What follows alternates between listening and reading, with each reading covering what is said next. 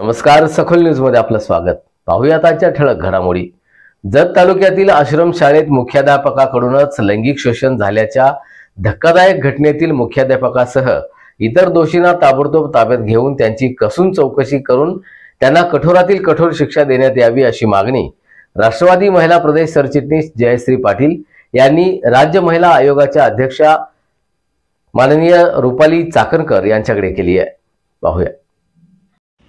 नमस्कार, मी जयश्री पाटील, प्रदेश महिला सरचिटणीस राष्ट्रवादी काँग्रेस पार्टी। आपण आज आमच्या प्रदेश अध्यक्षा राष्ट्रवादी काँग्रेस पार्टीच्या तसेच महिला आयोगाच्या अध्यक्षा माननीय रुपालीताई चाकणकर यांना आज राष्ट्रवादी काँग्रेस पार्टीकडून निवेदन देण्यात आलेलं आहे।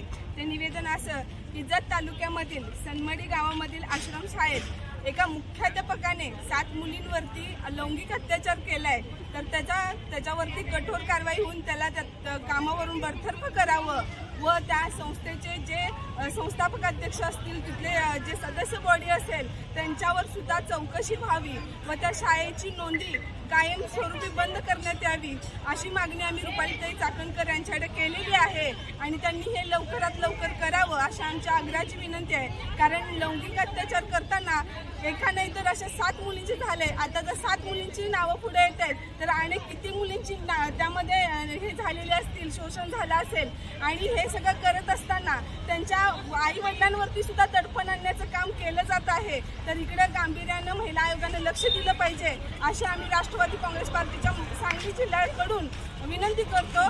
धन्यवाद।